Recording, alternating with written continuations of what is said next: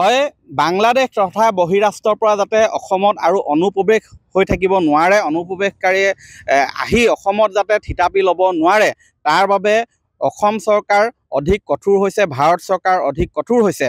ভাৰত চৰকাৰ, অসম চৰকাৰে অনুপ্ৰৱেশ যাতে অসমত প্ৰৱেশ কৰি অধিক অসমৰ জনজীৱনৰ প্ৰতি অৰ্থনৈতিক, ৰাজনৈতিক এই দিশত যাতে অধিক প্ৰভাৱ পেলাব নোৱাৰে, অনুপ্ৰৱেশ ঘটিব নোৱাৰে, তাৰ বাবে বিভিন্ন সময়ত ভাষণত উল্লেখ কৰি আহিছে। কিন্তু এইবাৰ ভাষণ নহয়, হাতে কামে ইয়াক কৰি দেখুৱাবলৈ আগবাঢ়ি আহিছে অসম চৰকাৰ। আৰু সেই মৰ্মেই কেবিনেটত এটা সিদ্ধান্ত হৈছে, যি সিদ্ধান্ত মুখ্যমন্ত্ৰী ডক্টৰ হিমন্ত বিশ্ব শৰ্মাই ঘোষণা কৰিছে যে আধাৰ কাৰ্ড প্ৰদানৰ ক্ষেত্ৰত পূৰ্বতকৈ বহু কঠোৰ নীতি অৱলম্বন কৰা হ'ব আৰু প্ৰতিখন জিলাতে একোজনকৈ নডেল বিষয়া নিয়োগ কৰিব, যিবিলাকত পূৰ্বতে সহজেই অনলাইন কৰি আধাৰ কাৰ্ড লাভ কৰিব পাৰিছিলে, কিন্তু এতিয়া কেৱল অনলাইন কৰি দুই এখন নথিপত্ৰ প্ৰদৰ্শন কৰিলে আধাৰ কাৰ্ড লাভ নকৰিব। এই ক্ষেত্ৰত তন্নকৈ পৰীক্ষা কৰিব নডেল বিষয়াই, সংশ্লিষ্ট বিভাগে।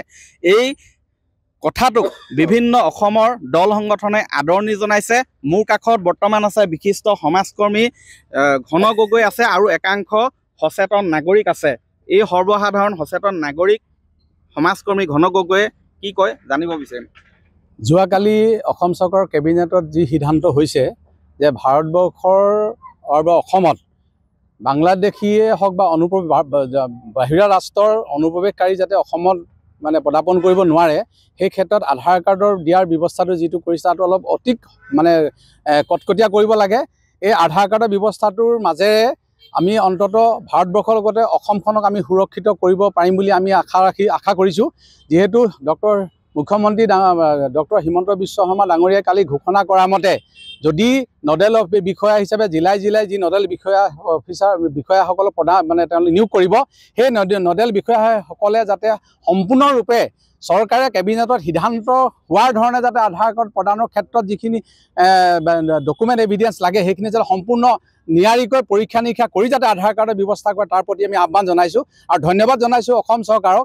যিহেতু আমি দেখিছোঁ যে অনুপ্ৰৱেশকাৰীয়ে ভাৰতবৰ্ষ তথা বিশেষকৈ অসমত বহু ধৰণৰ ৰাজনৈতিক হওক, অৰ্থনৈতিক হওক, বহুখিনি দিশত প্ৰভাৱ পেলাই আহিছে। যাতে অনাগত দিনত যাতে ৰাজনৈতিকভাৱে হওক, অৰ্থনৈতিকভাৱে হওক আমাৰ যাতে অসমখনক সুৰক্ষিত কৰিব পাৰি, তাৰ ব্যৱস্থাৰ বাবে যিটো আধাৰ কাৰ্ডৰ যিটো ব্যৱস্থা কৰিছে অলপ কটকটীয়াভাৱে তাক নিৰীক্ষণ কৰাৰ ব্যৱস্থা কৰিব লাগে আৰু প্ৰকৃত যাতে ভাৰতবৰ্ষৰ লোকসকলে যাতে আধাৰ কাৰ্ড পায় তাৰ ব্যৱস্থা গ্ৰহণ কৰিব লাগে, এই কথাৰ প্ৰতি আহ্বান জনাইছোঁ।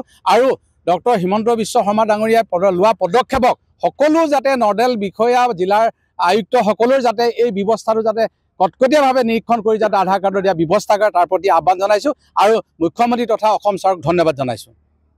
কি ক'ব এই আধাৰ কাৰ্ড দিয়াৰ প্ৰচেছটো? অলপ আমাৰ সদায় সমস্যা অনুপ্ৰৱেশকাৰীসকলক লৈ, গতিকে অনুপ্ৰৱেশকাৰী বন্ধ হ'ব লাগে, অনুপ্ৰৱেশ বন্ধ হ'ব লাগে। আৰু যিটো ব্যৱস্থা ডক্টৰ হিমন্ত বিশ্ব শৰ্মাই কৰিছে, মুখ্যমন্ত্ৰী মহোদয়ে ভালেই কৰিছে, সেইটো আদৰণীয় সিদ্ধান্ত।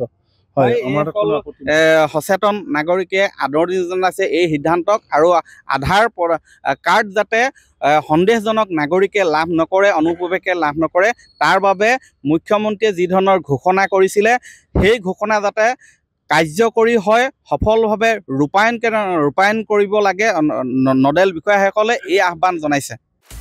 আপুনি বিচৰা বাতৰি পাব কেৱল নিউজ 18 এপত। নিউজ 18 এপ ডাউনলোড কৰিবলৈ স্কেন কৰক এই QR কোড। গুগল প্লে ষ্টৰতো পাব এই নিউজ 18 এপ।